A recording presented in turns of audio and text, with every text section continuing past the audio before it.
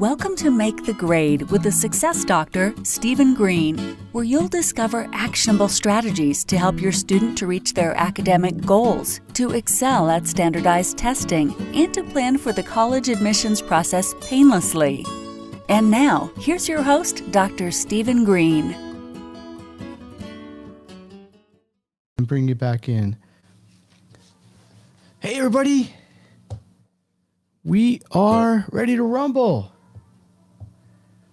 Education Thursday, live. Let's do it. So this week, there is a lot going on. Lot going on. There are a few schools starting to come back out of virtual into the hybrid or live. SATs are cranking again. ACTs are cranking again. School is kind of, sort of, maybe a little bit coming back to normal. And we're going to talk a little bit about that. But really, tonight's about my special guest, who I'm super psyched to have on. I'm going to introduce in a second. I just want to talk about two things very quickly. As I mentioned, schools are we've been in school 6-8 weeks now. And it's either, I'm talking to parents every day. Some are all excited, some are complaining. And I think where it's at now is kind of stabilized. And I'm not saying that necessarily in a good or bad way, just as in reality. I think you're getting what you're going to be getting. So as always, this show is sponsored by the support community. If you need help, littlest, tiniest question possible, enormous question, reach out, because I have lots of means to help you. Very simple, meet you at your level, and we will roll from there. The support community is makethegrade.community. Yeah. Second thing for now is that we are continuing these lives every week. Got guests lined up into January. January, can you believe it? Yeah. It's a couple weeks. Thanksgiving, we're not doing it. Christmas week. But I got already guests into there. This is covering a huge spectrum of all different things that are here to help parents, help students to maximize their educational experience. Some are directly academic. Some of them, like tonight, are a little bit tangential, but super valuable. So without any further ado, I want to bring my guest tonight. I'm really excited to have her on. Carlee Myers, welcome. Hi, thanks for having me. There? Hang on, I'm not hearing you, Carlee. There you go. Say something. How about now? Yes. Maybe on my end. I don't know. I get all when these first come on live, I get all excited. By the way, if you're watching at home or wherever, in your car, on your tablet, whatever you're doing, and you want to comment, ask me a question, ask Carlee a question, just write a comment. We'll see it here. Like, for example, hello, Ron. Welcome. Ron, one of my sponsors in the month of September. Check out his thing at Education by Entertainment. But you have your 15 minutes of fame right here. Anyway, let me just do a quick little bio on Carlee, and I'm going to let her take it away. But Carlee Myers has a business called stressless.com. And her basic goal, she's an expert at helping female leaders, executives, business owners, managers, and in my case, I think parents who are feeling overloaded, overworked and exhausted, find peace, find some freedom, and that they desire. She's the founder of a company called the Stress Less Company. I love that name, Stress Less. She helps hundreds of professionals around the world take action and reduce stress. So very, very impressive resume and pedigree there. And so how are you? How you doing this beautiful Thursday night?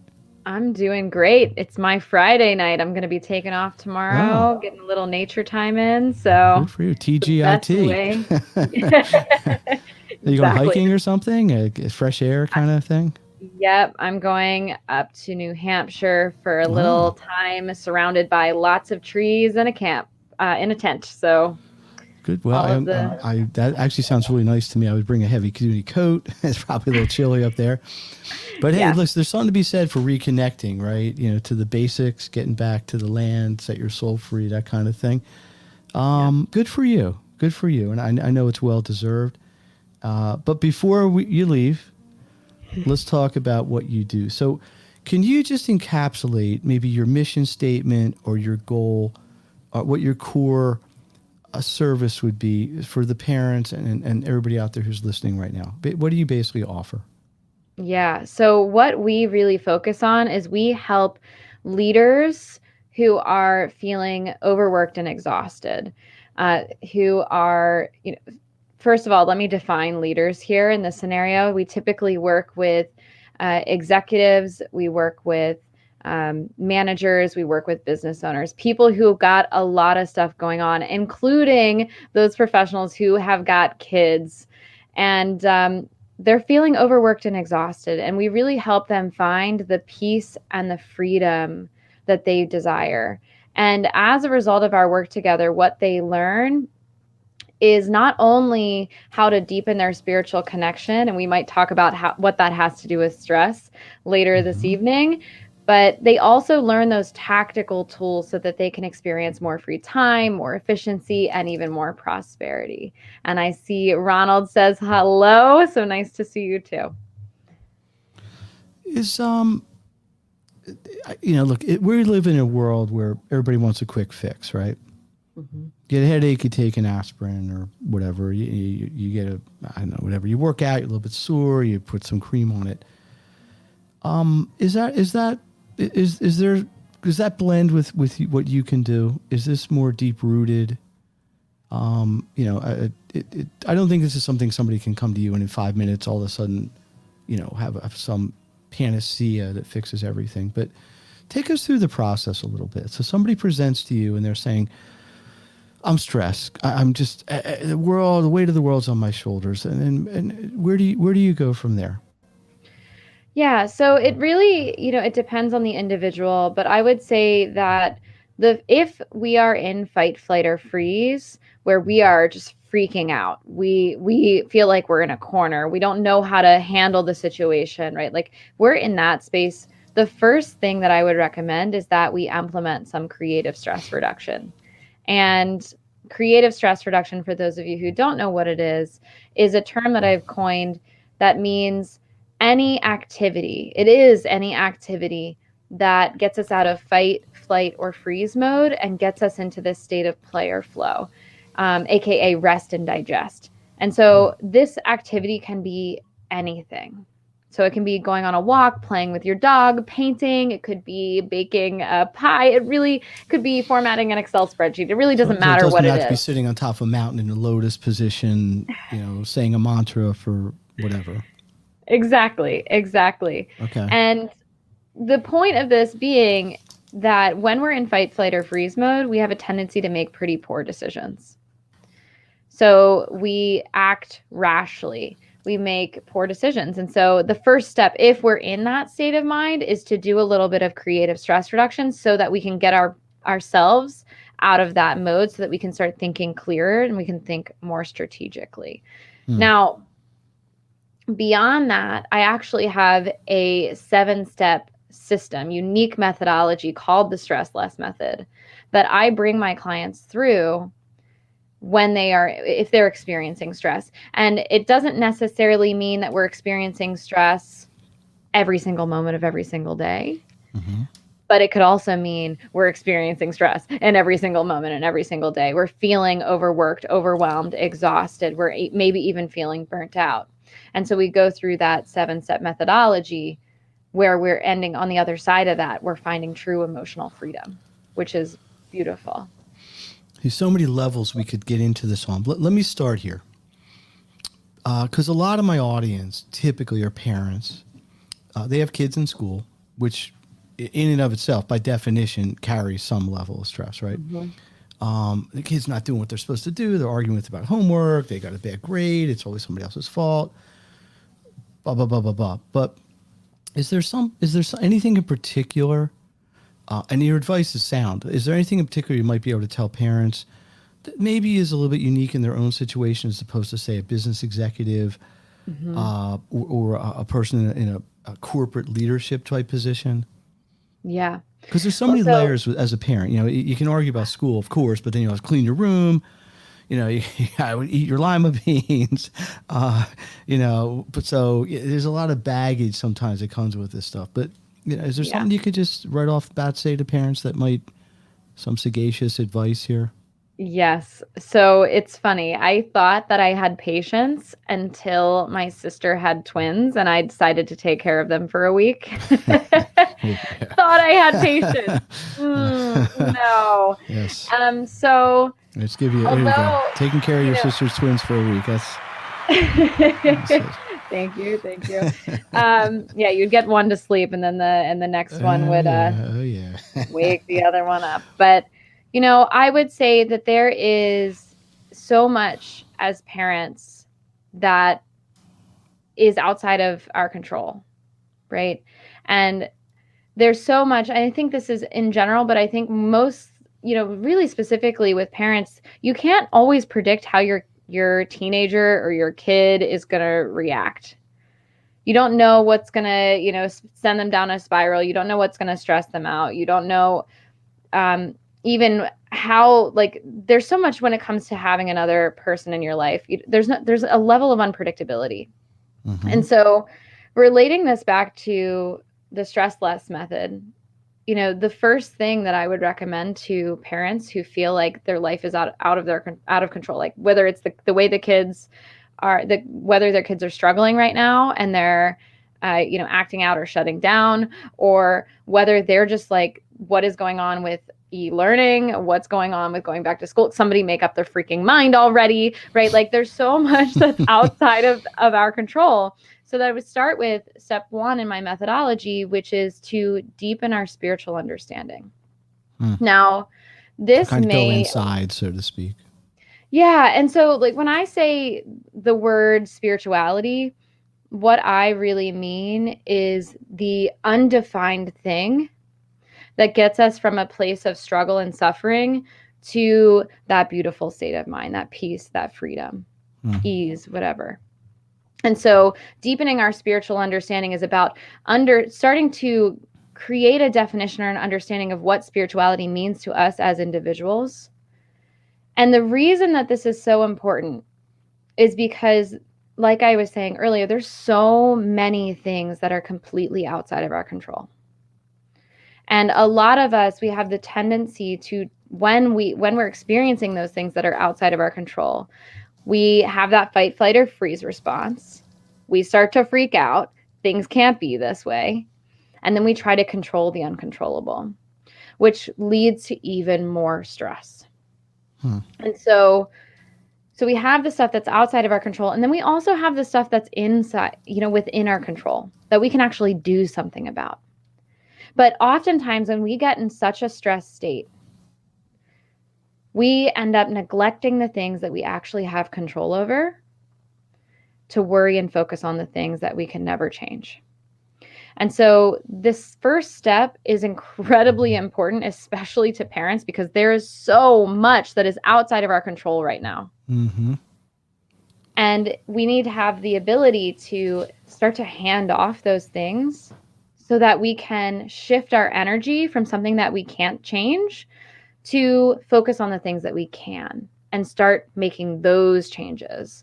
I just did, this is kind of going off on a little bit of a tangent here, but I just did a Facebook Live training earlier this week on Monday about this same concept and how it applied to the elections. Now, don't worry, I'm not going to go into who to vote for and all that. We don't have enough time for that. At least not tonight. Right. But it's really it's very similar because we don't know what this person's going to do if they get elected or if they get reelected, blah, blah, blah. But we get so worried about the big picture that we fail to realize that the stuff that is within our control, like researching and like doing our research on who to vote for, like perhaps we could be a poll worker, like perhaps we could be really reaching out to our local officials or, whatever those things are. But we get so caught up in the things that are outside of our control that we don't even think about what we could really change. So here's the question. Here's the question for you. And then I want to get into your personal story because it's super compelling. Sure. If you're okay with that. Is it the stress itself as a stimulus, or is it how we cope with the stress? Or is it both? I know I don't know if it's possible to completely separate because it's impossible to live in a stressless world. I mean, it's just, if you're alive, you have some level of stress, right? Yeah. Everybody has. Cavemen had stress. They had to find the next bison or next woolly mammoth, right? So there's never going to be zero stress. That's not reality. And only people with zero stress are people underground. I mean, Yeah, I mean, there's a reason my company is called the stress Right. less. It's not zero. Company. It's not stress none. Yeah, It's not not stress stressnone.com. free, Stress right? right. Right. So we understand that. But so is it the stressors, the stimuli, or is it how individuals cope with it, or is it the combination? What's your view on that? I would say it's not so black and white, but it is very much so. I can definitely argue for the fact or for the viewpoint in which it is the way in which we respond to the stressor. Because every single one of us watching this training tonight, watching this live tonight, could experience the same exact stressor and have a completely different response. And, something might happen and, I would be like, okay, whatever, no big deal. And, Ron, who's joining us right now, maybe it's a big deal to him and it sends him in a spiral. So it depends on the person. It depends on our background. It depends on a lot of other things. But it really, what I would say is it boils down to how we view the stressor, which is it considered distress or is it for us considered eustress? Yes. So EU stress. EU stress, like euphoric stress, right? So typically eustress is associated with, things that are stressful but are good. So we would think things like getting married, having kids, getting the promotion, getting that, going to college, all of these things. Hosting a Thursday Night Live. Right? All these good stress things. free, right? Being a guest. Yeah. I mean, there's a lot of pressure on you to give a lot of brilliance here. So, well, you're handling it very well. Thank you. But, all of these things we typically view as good. Very easy, right? Having a baby is stressful. Getting a promotion, stressful. Getting married, stressful. Going to college, stressful. But we're so excited about it, for most of us. We're so excited about it that we don't even care. It doesn't even matter. And so it's really what I want to talk about tonight is this shift. It doesn't have to just be the good stuff. It can also be the other things that are going on in our life. If there's a tough situation, do you view it as a growth opportunity? Or do you view it as something that's going to put you in harm's way? That's going to screw you over, basically. Speaking of growth opportunity, can we talk about your story? Because I know what it is, at least most of it or some of it, and it's really compelling, but it's also very personal.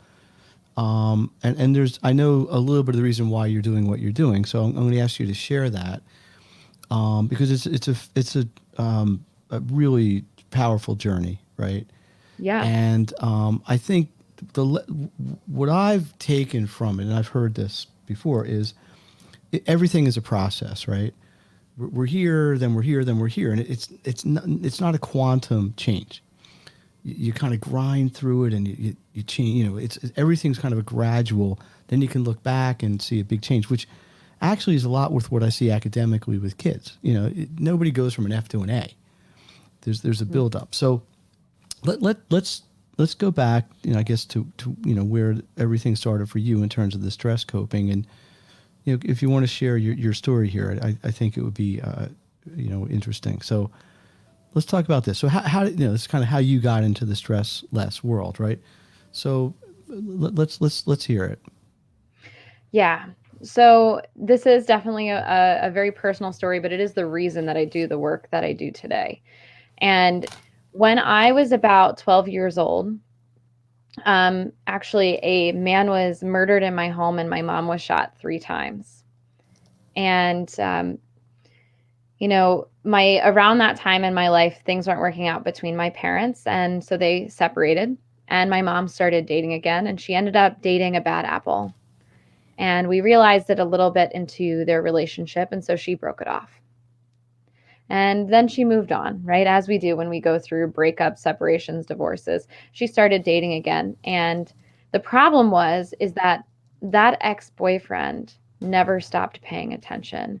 And a few weeks later, he ended up breaking into my childhood home, killing my mom's new boyfriend, and trying to kill my mom.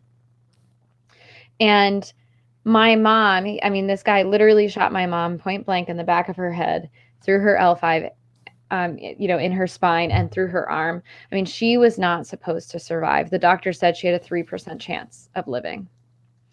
And if basically she ended up making a full recovery. If you saw her today, you would have absolutely no idea. All she has is a pair of reading glasses and a slight limp. That's it. But while my mom basically made a full recovery, I really struggled for a long time. I struggled with the symptoms of PTSD, with stress, with overwhelm, with jumpiness, with night terrors. I mean, you name it, I was probably struggling with it. And it took me a really long time, first of all, to get the courage to tell anybody that I was struggling. And when I finally did, I would say things to people like, hey, I'm kind of struggling right now, or I'm feeling a little stressed, or I'm feeling kind of overwhelmed. And I would ask people for advice. And it was like clockwork. I got the same, 5 or so responses every single time. Hey, Carlee, have you tried therapy? Have you tried meditation, yoga, exercise? Have you changed your diet? And for me, I was like, are you kidding me? Like, who do you think I am? Do you think I live under a rock? Like, what? Come on, give me a break. And the reality was I was so desperate for change that I had tried all of that. And I have to be honest with your listeners, Steve, that, some of the stuff, it didn't work at all. And some of it worked a little bit, but nothing ever got me over that hump where I was experiencing things like, happiness and joy and silliness and goofiness and even just a sense of contentment, those beautiful states of mind. And as a result of continually showing up and doing things that I knew weren't working for me, I ended up struggling for 10 years. 10 years. Until I finally found the thing that worked for me. And by the way, that thing that got me out of all of this was creative stress reduction. That was the first step in my journey. We already talked about that a little bit earlier. And then I have to be honest again that, I spent a few years being a little angry. Because I was like, why isn't anybody talking about this? What, like, really? We've got these 5 or so mainstream approaches that we're recommending to everybody, like it's they're magic pills. And I realized that there's no one size fits all. There never was. And when I got done, throwing my temper tantrum, I had this kind of aha where I was like, oh crap. Like, I'm supposed to be the one that's talking about this. And so, that's where the Stress Less Company was born, helping people see that if you feel like you've tried everything, you probably haven't. And I do want to just take a moment, Steve, tonight and just share if there are any teenagers listening that are struggling, to know that even if you reach out, first of all, reach out if you need help. If you're struggling with something, reach out. But, I mean, you're not talking stress. You're talking like stress. I'm talking right? stress. I'm talking trauma. Right. I'm talking anything that you're going through. Reach out. Don't hold it in like I did for 5 to 7 years. Don't do it. And if you don't get the response that you're looking for, reach out again, and reach out again, and reach out again. Now, I don't want in any way, shape, or form diminish your experience, because that's heavy duty. But it is somebody who has like more like a day-to-day, like, oh, I got a test next week and I got 3 tests in the paper, I'm stressed out about that. They're using the same word. They may not be using it in the exact same context, but I know you're not going to be able to talk about your entire program in the next 10 minutes or 15 minutes, but what would be a simple exercise? And there's a lot of classic things, to take deep breaths, count to 10.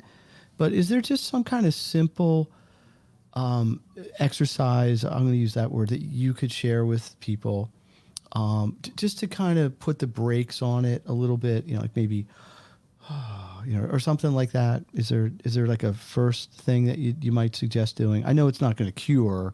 Maybe cure is even the wrong word to use, right? You probably didn't use cure in this thing. It's cope. But what's kind of just a quick thing people could do? So I would definitely return to creative stress reduction. And what you would do in order to find what works for you is you would start by making a list of at least 50 to 100 activities that you love doing.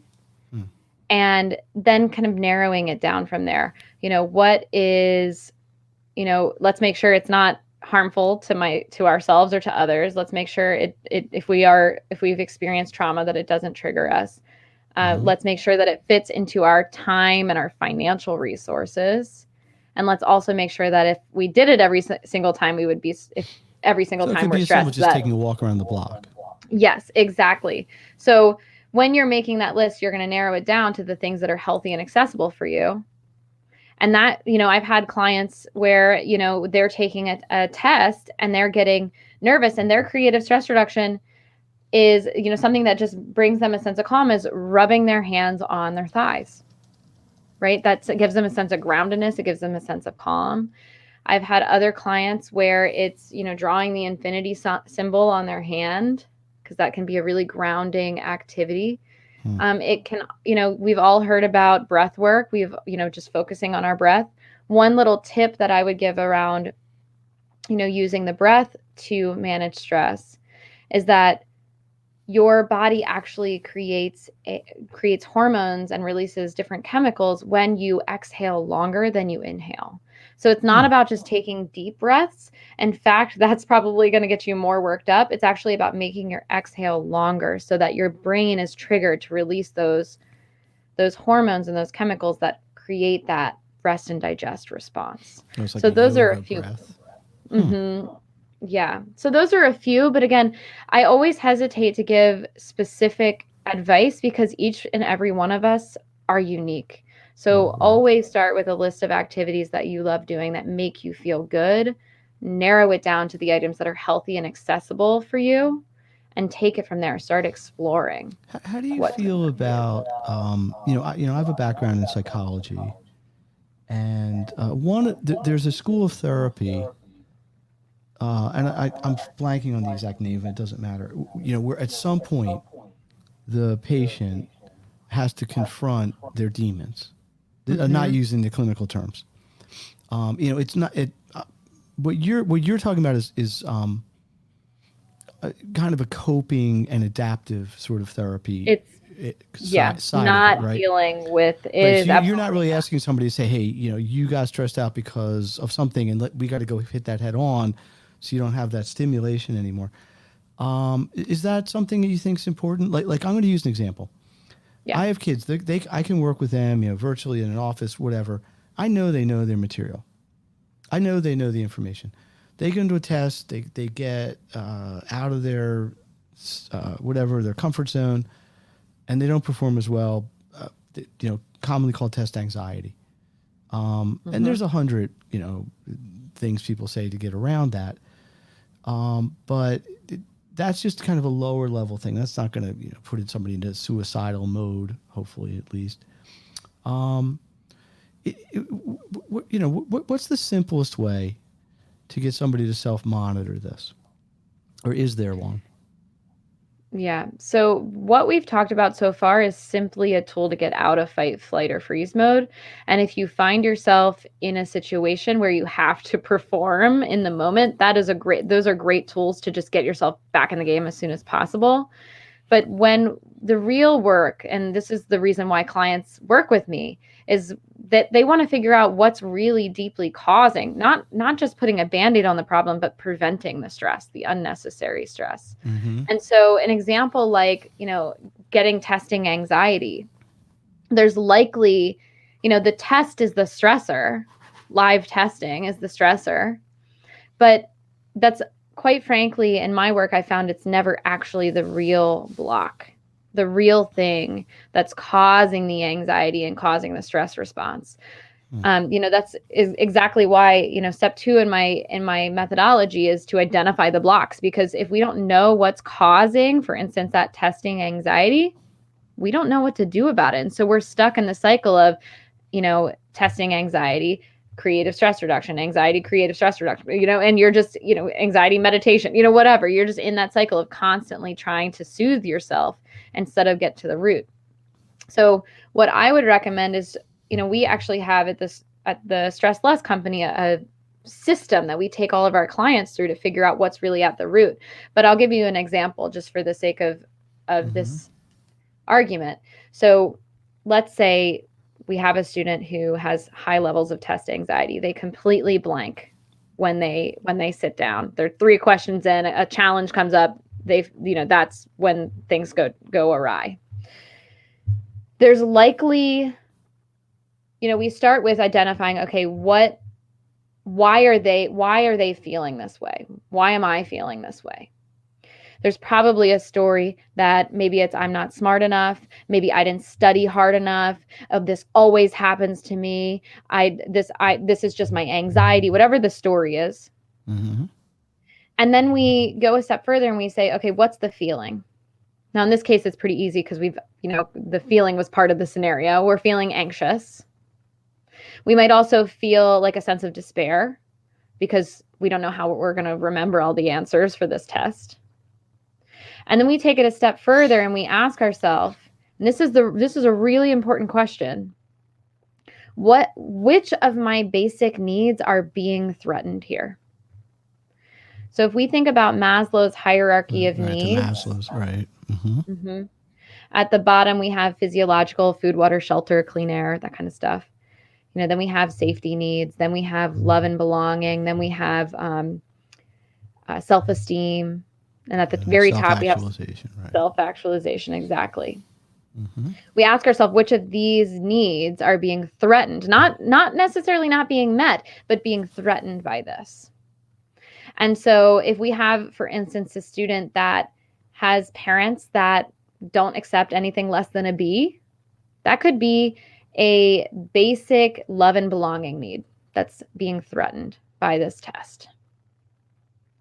It could also be, depending on the severity of their home life, it could be a shelter thing, right? I'm going to have to avoid my house for the rest of this week because I don't want to have this conversation.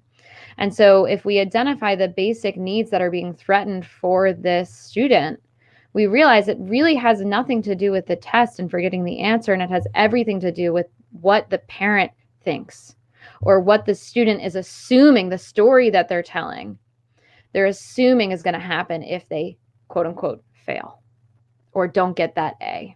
And it may not ever happen, but because they believe it could happen, it's enough of a trigger to start the whole cycle.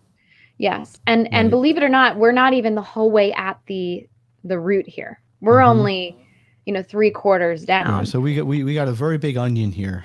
we haven't really peeled it back.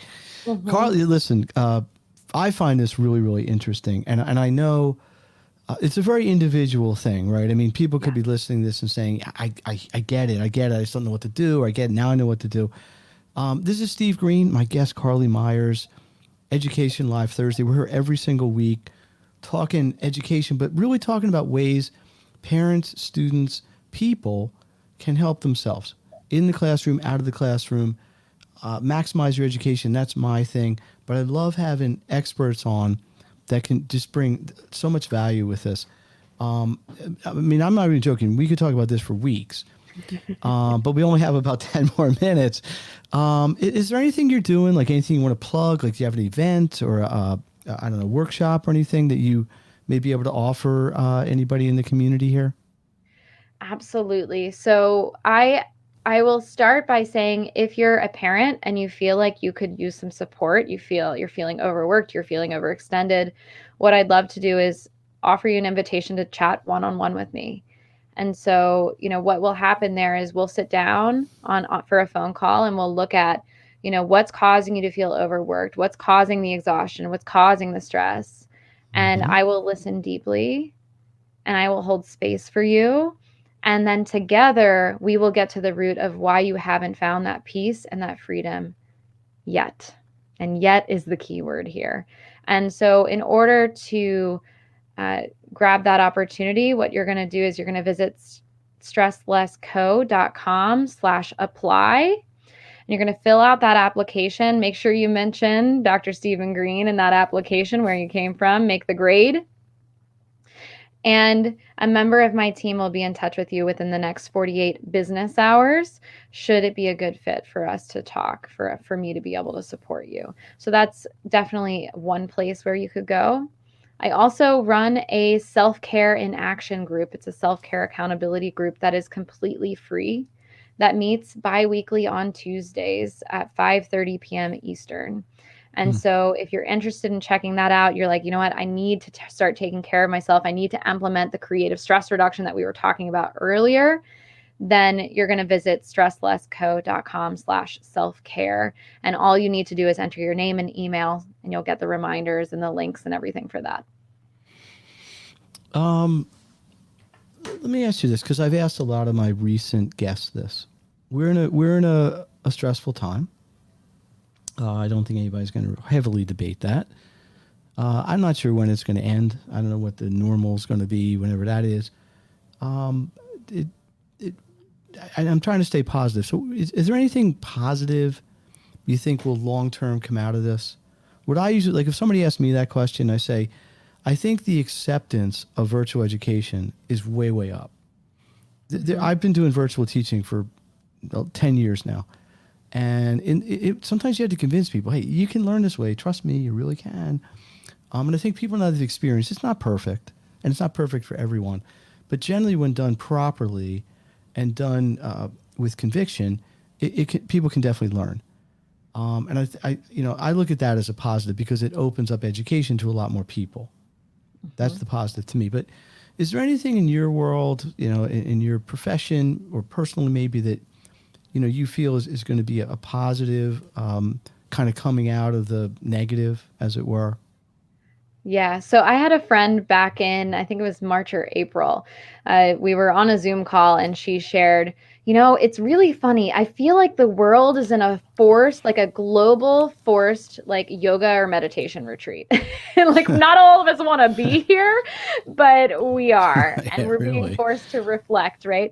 And so I was thinking thought, more like a boot camp, but like basic training. But I really loved that example, because what I've seen over the last 8 months, and I cannot believe it's been 8 months, but here we are, is that we have been forced, many of us, I wouldn't say all of us, but many of us have been forced to see that something hasn't been quite right. It has nothing to do with the pandemic, but we've slowed down enough to say something's not right. I'm not feeling quite right. I'm feeling stressed, more so than maybe normal. Or you're examining their priorities. And yeah, they're saying, wait a second, why was I wasting so much time doing X, Y, and Z, right? Right. And it's been an opportunity, and I'm seeing it already, an opportunity to heal past wounds, to address chronic stress, to spend more time with family, to have more fun, to get out and, just really reprioritize happiness. Mm-hmm. And I think that's going to be a huge takeaway from this whole experience.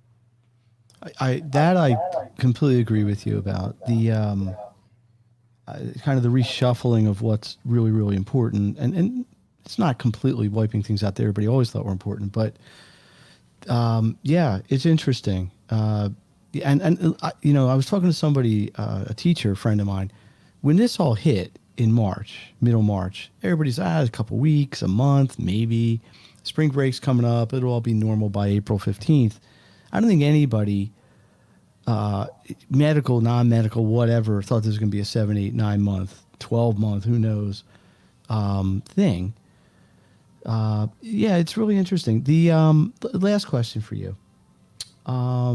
Your business, who would you say your, can you share a success story? Is there a case study or sort of a testimonial you want to share of somebody you worked with who maybe the audience can relate to, particularly, and you took them from point A to point B, through your work? Yeah. So I have two examples that are really coming to mind.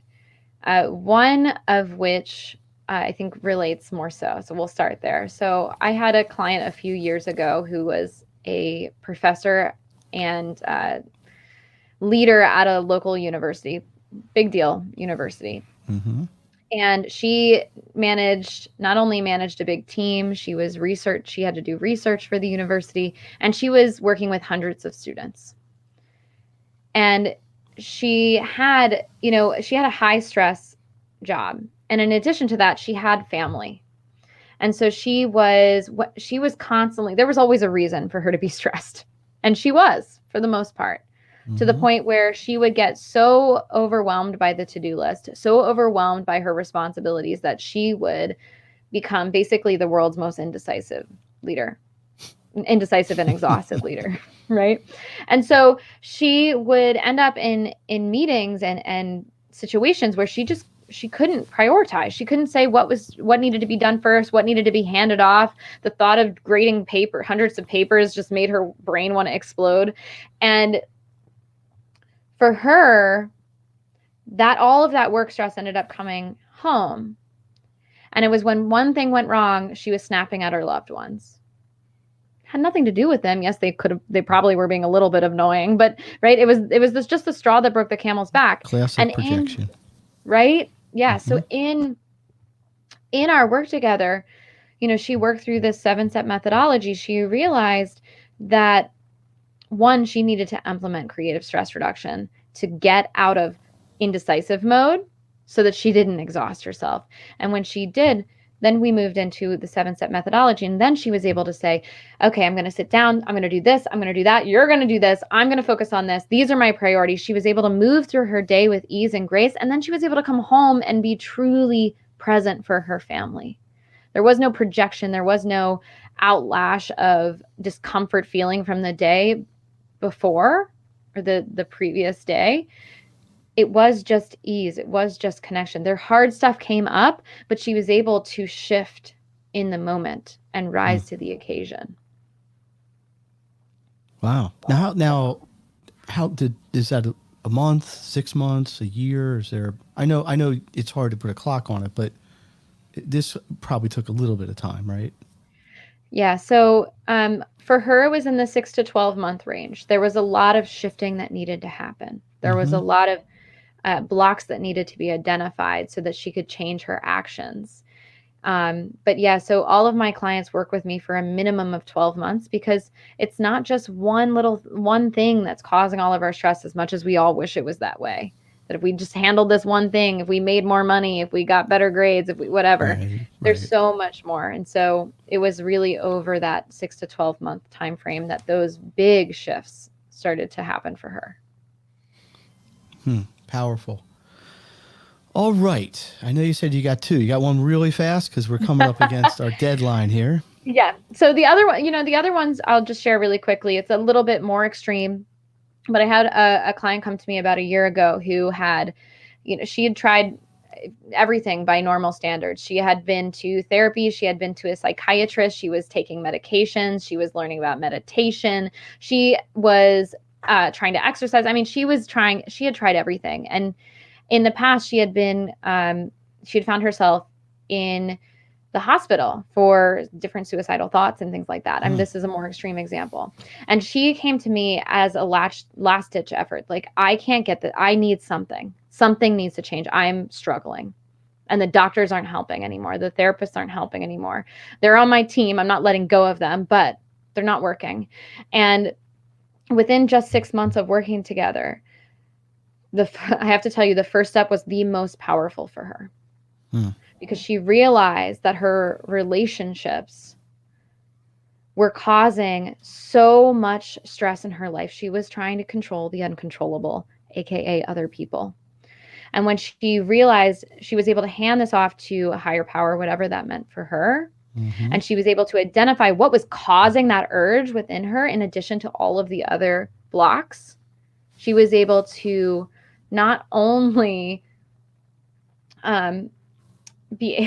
there's so much change in her. I'm like, which example do I share? Well, let me share that she was in a toxic relationship before. She left the toxic relationship. She's in a healthy relationship now. She was able to get a $15,000 bonus, not bonus, pay grade raise every year, in addition to another, I think, $5,000 to $10,000 bonus. And she's been stable on her medications. Her therapist was even shocked at the progress that she's been making. And she said to me for the first time a few months ago, she said, I don't know where I would be without this work. I actually, for the first time in my life, in a long time, actually feel content. And I think that is the power of the work that I do, that's the power of really getting to the root of the stress and not just putting a Band-Aid on it. Right, which is the key. And look, and it's obvious, and I really appreciate you sharing this so candidly, how invested you are in your people, emotionally and all that. So I thank you for that. Oh, okay. Carlee Myers, DAIS. What does that stand for? Diplomat of the American Institute. Something, intelligent person. What's it stand for? Sorry. Diplomat of the American Institute of Stress. Oh, look at you. American Institute of Stress. Good stress. Good stress. Steve Green with Carlee Myers, stresslessco.com. This is Education Live Thursday. Every Thursday night, I'm trying to bring you people, experts, anybody who can help parents, kids, adults, children, doesn't matter, manage your academics, whether it's the stress or it's the academics, all the different things we have to deal with. You know what? I got to be honest. I forget who the guest is next week. So let me kind of cheat and look that up. Let's maybe find me. Okay, roll. next. Yeah, no, I got so into your story. I got to be really honest. I was really drawn in. It was super powerful. Next week, Samantha Feynman, an expert in executive functioning. One of the guest speakers on the back to school workshop, which was, at least based on the feedback, really great. And I appreciate everybody's feedback. But Samantha has a lot to bring to the table as well. Carlee has really shared a lot of stuff. I'd suggest get with her, take her up on her offer to have a conversation. I may too. I'm getting beklempt here. What isn't that the word? So, but anyway, I think if we can summarize this, I'm going to go on a little bit and say it's an individual person's responsibility to take responsibility for their health, right? I had Hallie Steinberg on recently, and it's the same thing. We're talking about diet, not diet like you can't ever eat a candy bar, but it's about a responsibility. It's just acknowledging that you need to take responsibility for your own self-care within moderation and reason and things that you can control. So I think a little bit is that here. Some people have extreme things that get beyond their control, and I think that's what you're addressing as well, and that's where it's tough. Mm-hmm. Okay, I'm going to take a deep breath in, breathe out a little bit longer, and we're here every Thursday night. If you want to check this out on the replay, makethegrade.education. I'll throw it in there. Thursday Night Live is, as always, sponsored by the Success Community, which is makethegrade.community. Where's the banner for that here? I can't find it, so I'm going to, just leave whatever's up there. One last time, Carlee, thank you so much. I hope you will continue to contribute into the community and be a voice of reason and tremendous advice there. So I'm going to cut this off here. Let's get the theme music going again. How about a big hand for Carlee? Yeah, she got a double applause today. They're taking care of the twins. That was big too. I didn't forget you on that one. Here we go. So Education Live Thursday, Steve Green, my special guest Carlee Myers. We will see you next time.